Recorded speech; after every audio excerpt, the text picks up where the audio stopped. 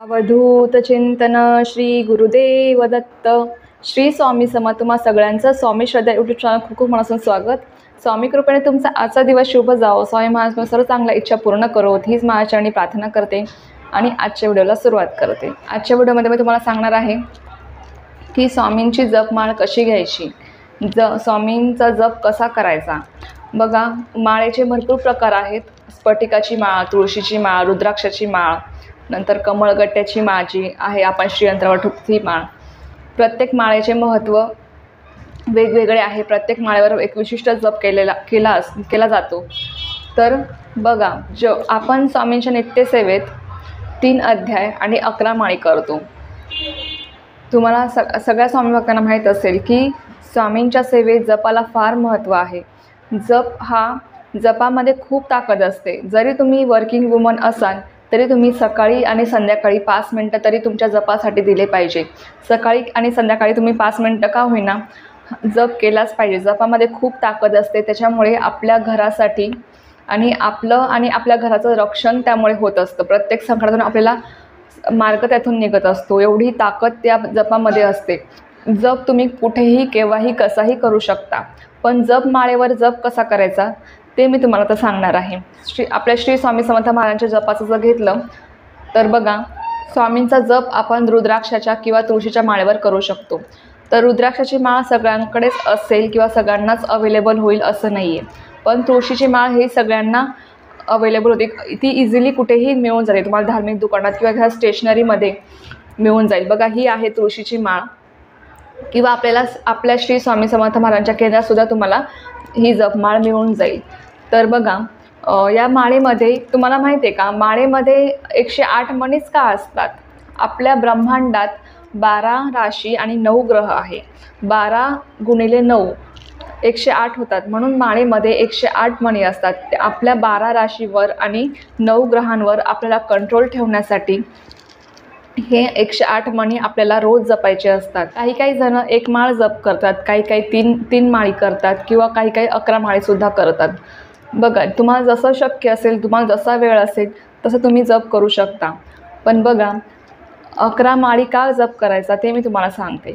11 माळी जप केल्याने खूप ताकद त्या जपात असते. आणि 11 माळी या कोणकोणत्या गोष्टींसाठी आपण 11 माळी करतो ते मी तुम्हाला सांगते. तर पहिली माळ ही आपल्या गुरूंसाठी असते.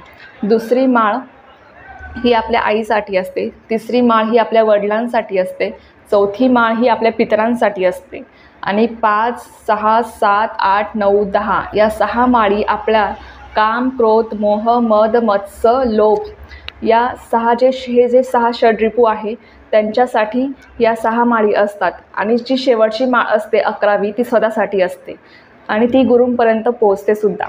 म्हणून या 11 माळी जप आपल्याला करायच्या असतात. पण तुम्हाला जमतच नाही आहे, किंवा काही कसं असतं, काहींचं म्हणजे 11 माळी करायचे एकदम फास्ट करतात, म्हणजे त्यांचे उच्चारसुद्धा स्पष्ट निघत नाहीत तोंडातून. एवढे फास्ट ते जप करतात. मग तसं करून काही फायदा नाही. त्यापेक्षा जर 1 माळच तुम्ही जर मनापासून जर केली तर ते खूप चांगलं आहे. 11 माळी पटपट करण्यापेक्षा 1 माळ तुम्ही व्यवस्थित करा. पण मी म्हणेल, जर तुम्हाला जर खरंच वेळ असेल तर तुम्ही 11 माळीसुद्धा जप करा, ते पण अतिशय उत्तम आहे. माळ बघा, आपण जेव्हा केंद्रातून किंवा तुम्ही जर नवीन माळ आणली तर ती जप करून ती सिद्ध होत असते. म्हणजे जप करून त्याच्यामध्ये ताकद येते, ती प्रभावशाली होत असते. जसजसं आपण त्या माळेवर जप करू तशी ती प्रभावी होत असते. म्हणून जप माळेला आणि जपाला खूप महत्त्व आहे.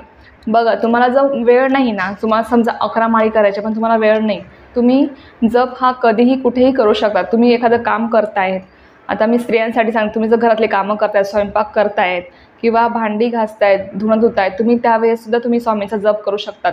तुमच्या 11 माळीपेक्षा पण जास्त माळी तुमच्या अशा जर तुम्ही कामामध्ये जर स्वामींचा जप केला तर तुमच्या 11 माळीपेक्षा पण जास्त माळी तुमच्या होऊन जातील. तुम्हाला समजणारसुद्धा नाही. आणि असं काही नाही की जप हा फक्त स्वामींसमोर बसूनच करायचा असतो, असं काही नाही. पण जेव्हा तुम्ही जप माळेवर जप करताना तो कसा करायचा ते मी तुम्हाला आता सांगते. बघा, ही आहे जपमाळ. या माळेमध्ये 108 मणी आहेत. आणि जो हा मणी आहे सगळ्यात पहिला, याला मेरुमणी असं म्हणतात. हा मेरुमणी. तर आपल्याला जपमाळ हातात कशी धरायची ते मी तुम्हाला सांग. भरपूर जणांना हा प्रश्न असतो की जपमाळ हातात कशी घ्यायची, जपमाळेवर जप कसा करायचा. भरपूर जणांच्या चुका पण भरपूर होतात या जपमाळेवर. तर बघा, जपमाळेवर जप करताना करंगळी आणि अंगठ्याशिराचं जे बोट आहे त्याचा स्पर्श तुम्हाला होऊ द्यायचा नाही माळेला. बाकी तुम्ही बघा, करंगळी शिराचं जे बोट आहे आणि अंगठा तुम्हाला हे बंद करून घ्यायचं आहे. आणि त्यानंतर तुम्हाला जे मधलं बोट आहे आपलं, त्याने आपल्याला एक एक मणी खाली ढकलायचा आहे. म्हणजे श्री स्वामी समर्थ, श्री स्वामी समर्थ, श्री स्वामी समर्थ, श्री स्वामी समर्थ, श्री स्वामी समर्थ, श्री स्वामी समर्थ, श्री स्वामी समर्थ, श्री स्वामी समर्थ या पद्धतीने तुम्हाला हा जप करायचा असतो. बघा, फक्त एक गोष्ट लक्षात ठेवा, जप जेव्हा तुम्ही करतात जपमाळेवर तेव्हा फक्त अंगठ्याशिराचं जे बोट आहे आणि करंगळीचा स्पर्श तुम्ही त्याला होऊ देऊ नका. फक्त या 3 बोटांनी तुम्हाला जप करायचा असतो. अंगठा आणि करंगळी शिराचं जे बोट आहे ते तुम्हाला घट्ट मिटून घ्यायचं आहे आणि मधलं बोट जे आहे तुम्हाला मणी हा पुढे सरकवायचा असतो. आणि तो मणी पुढं सरकला की मग तुम्हाला श्री स्वामी समर्थ, श्री स्वामी समर्थ, श्री स्वामी समर्थ, श्री स्वामी समर्थ असं तुम्हाला जप करायचा असतो. आणि जेव्हा तुम्ही मेरुमणीपासून सुरुवात कराल तर तुमची माळ पूर्ण कंप्लीट होऊन तुमची ती माळ इथे संपेल. या पॉईंटला तुमची माळ संपेल. त्याच्यानंतर तुमचा जो येईल तो मेरुमणी असेल. तर बघा, पुढची आता तुमची ही पहिली माळ करून झाली. दुसरी माळ घेताना तुम्हाला ती मेरुमणी तुम्हाला ओलांडायचा नाही आहे. म्हणजे दुसरी माळ तुम्हाला घेताना परत तुम्हाला मेरुमणीला यायचं आहे. परत तुम्हाला मेरुमणी हातात घ्यायचा आहे आणि मेरुमणीपासूनच सुरुवात करायची आहे. नाहीतर काही जणं तुमची पहिली माळ इथेच कंप्लीट होते तर काही जणं लगेच हा मणी तुम्ही लगेच ओलांडून घेतात. तसं करायचं नाही आहे. पहिली माळ तुमची जेव्हा संपली तेव्हा परत तुम्हाला पहिली माळ तुमची इथं संपली तर परत तुम्हाला मेरुमणी हातात घ्यायचा आहे या पद्धतीने आणि परत तुम्हाला जपाला सुरुवात करायची आहे. या पद्धतीने तुम्हाला दुसरी माळ करायची आहे. दुसरी माळ झाली की तिसरी माळसुद्धा तुम्हाला याच पद्धतीने करायची आहे. आणि बघा, जपमाळ घेताना नेहमी आपल्या नाक आणि पोटाच्या मध्ये ही माळ आली पाहिजे. या पद्धतीने तुम्हाला जपमाळ घ्यायची आहे. म्हणजे आपला नाक आणि पोटाच्या मध्ये ही माळ आली पाहिजे. माळेचा स्पर्श हा जमिनीला किंवा तुमच्या पायाला किंवा इतर कुठेही झाला नाही पाहिजे याची तुम्हाला काळजी घ्यायची आहे. नाहीतर मग त्या माळेचा अपमान होतो. जर आपण त्याचा स्पर्श जर त्याचा स्पर्श जमिनीला होत असेल किंवा तुमच्या पायाला होत असेल तर त्या माळेचा अपमान होतो. म्हणून तुम्हाला या गोष्टींची काळजी घ्यायची आहे. त्या माळेचा स्पर्श तुम्हाला जमिनीला किंवा पायाला होऊ द्यायचा नाही आहे. आणि एकदम नाकाजवळ पण तुम्हाला ही माळ धरायची नाही आहे. तर एकदम व्यवस्थितपणे ताट बसून आणि व्यवस्थितपणे नाकाच्या आणि पोटाच्या मधोमध तुम्हाला ही माळ घ्यायची आहे आणि ती जपायची आहे. आता तुम्हाला समजलंच असेल की माळ जपताना कोणते नियम तुम्हाला पाळायचे आहेत. या चुका करू नका फक्त. बाकी बघा, तुम्हाला जर तुमच्याकडे आता समजा खूप मोठा प्रश्न हा आहे की तुमच्याकडे जपमाळच नाही आहे, मग आम्ही जप कसा करायचा. तर बघा, तुम्ही 15 ते 20 मिनटं स्वामींसमोर बसून सुद्धा जप करू शकता. डोळे मिटून तुम्ही स्वामींसमोर बसून सुद्धा 15 ते 20 मिनटं जप करू शकता. तुम्हाला जर तो पण वेळ नसेल तर तुम्ही तुमच्या कोणत्याही कामात असताना किंवा ट्रॅव्हलिंग करताना सुद्धा तुम्ही स्वामींचं नामस्मरण, स्वामींचा जप तुम्ही करू शकता. स्वामींचा जपाला कुठेही मर्यादा नाही आहे. ते तुम्ही कुठेही, कधीही, कितीही वेळा तुम्ही करू शकता. त्याला कोणत्याही मर्यादा नाही आहेत की तुम्ही जप एवढाच करायचा आहे आणि याच वेळेस करायचा आहे, अशी कोणतीही त्याला मर्यादा नाही आहे. तुम्ही जप कितीही वेळेस, कधीही आणि कुठेही सुद्धा करू शकतात. जेवढा तुम्ही जास्तीत जास्त जप कराल ना तेवढा स्वामी तुम्हाला जपतील. ही गोष्ट लक्षात ठेवा.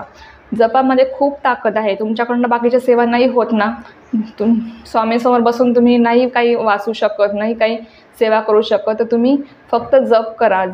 तुम्ही चालता, तुम्हाला स्वामींसमोर बसून सुद्धा जप करायला वेळ नाही, जपमाळ घ्यायला सुद्धा वेळ नाही. तुम्ही ट्रॅव्हलिंग करताना तुमच्या कामात जेव्हा तुम्ही असाल तेव्हा तुम्ही जप करा. त्याला कोणतीही लिमिटेशन नाही आहे जपाला. तुम्ही कधीही कुठेही कसाही जप करू शकता. जपात खूप ताकद आहे, त्यामुळे आपलं आणि आपल्या परिवाराचं खूप रक्षण होतं आणि प्रत्येक संकटातून तर मग स्वामी आपल्याला मार्ग दाखवतातच, पण आपली प्रगतीसुद्धा होते. तर चला, ही अगदी छोटीशी माहिती मला तुमच्यासोबत शेअर करायची होती. जर तुम्हाला काही प्रश्न असतील तुम्ही मला कमेंट बॉक्समध्ये विचारू शकता. जर झालेली सेवा मी माझ्या चरणी रुजू करते आणि आजचा व्हिडिओ इथेच थांबवते. व्हिडिओ आवडला असेल तर लाईक करा, शेअर करा, सबस्क्राईब करा. तर चला पुन्हा भेटूया अशाच नवीन व्हिडिओसोबत. तोपर्यंत श्री स्वामी समर्थ.